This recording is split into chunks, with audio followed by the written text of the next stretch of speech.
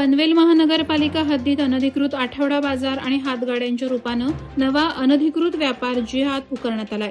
या अनधिकृत व्यापार जिहादवर कडक कारवाई करा अशी जोरदार मागणी आमदार प्रशांत ठाकूर यांनी नागपूर येथे सुरू असलेल्या विधिमंडळाच्या हिवाळी अधिवेशनात केली। आमदार प्रशांत ठाकूर यांनी आपल्या औचित्याच्या मुद्द्यातून सांगितलं की दररोज महानगरपालिका हद्दीतील कुठल्याही शहरामध्ये आठवडा बाजार भरवले जातात। कुठलीही कायदेशीर परवानगी न घेता अवैधपणे आणि दादागिरीने हे बाजार चालवले जातात आणि त्याकडे हेतुपुरस्सर दुर्लक्ष होत आहे। त्याचबरोबर हातगाड्यांमार्फत आठवडा बाजारात मोठ्या प्रमाणात बांगलादेशी लोक व्यवसाय करत असल्याचं निदर्शनास आलंय, असंही त्यांनी सभागृहात अधोरेखित करून या विषयावरही शासनाचं लक्ष वेधलं।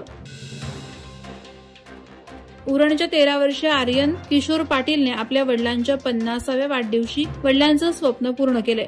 धरमतर ते कासा खडक हे सागरी 24 किलोमीटर अंतर जलतरणातील अत्यंत कठीण मानल्या जाणाऱ्या बटरफ्लाय प्रकारामध्ये पोहून पार करत जागतिक विक्रम केलाय। बटरफ्लाय प्रकारामध्ये खुल्या समुद्रामधील लांब पल्ल्याचे जलतरण करणारा तो जगातला सगळ्यात लहान जलतरणपटू ठरलाय। याची नोंद इंटरनॅशनल एक्सलन्स अवॉर्डने घेत त्याला सन्मानित देखील केलंय।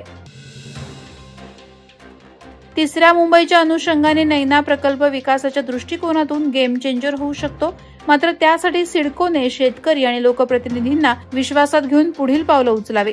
त्याचबरोबर शेतकऱ्यांना देण्यात येणाऱ्या नोटिसा तात्काळ थांबवाव्यात, तसंच शेतकऱ्यांच्या घरावर कोणतीही तोडक कारवाई होऊ नये अशी आग्रही मागणी उरण विधानसभा मतदारसंघाचे आमदार महेश बालदी यांनी नागपूर येथे सुरू असलेल्या हिवाळी अधिवेशनात औचित्याच्या मुद्द्याद्वारे केली। चोरीला गेलेले तसेच हरवलेले तब्बल 10,38,400 रुपयांचे 71 मोबाईल फोन मूळ मालकांना परत करण्याची कौतुकास्पद कामगिरी खोपोली पोलिसांनी केली आहे। मोबाईल फोनची चोरी झाली की परत मिळत नाही असा गैरसमज या निमित्तानं खोपोली पोलिसांनी पुसून काढलाय। याबद्दल विशेष पोलीस महानिरीक्षक संजय दराडे यांनी खोपोली पोलीस ठाण्याचे निरीक्षक शीतल राऊत आणि त्यांच्या पथकाचे कौतुक केले। खालापूर पोलीस ठाण्यात वार्षिक पोलीस तपासणीसाठी विशेष पोलीस महानिरीक्षक संजय दराडे आले होते। रायगड जिल्ह्यातील असलेली कर्जत खालापूरमधील पेण कोऑपरेटिव्ह अर्बन बँक ही 2010ला बुडाली असल्याने यात अनेक ठेवीदारांचे पैसे अडकलेत। नुकताच त्या पैशातून घेतलेल्या जमिनीवरचा स्टे कोर्टानं उठवला असल्याने आपण त्यांना तात्काळ आदेश देऊन ठेवीदारांचे पैसे परत करावे आणि त्यांना न्याय द्यावा अशी मागणी आमदार महेंद्र थोरवे यांनी हिवाळी अधिवेशनात केली आहे। मोहोपाडा बाजारपेठेत शिस्त राहिली नसल्याने वाहतूक कोंडीसह अनेक प्रश्न निर्माण झालेत।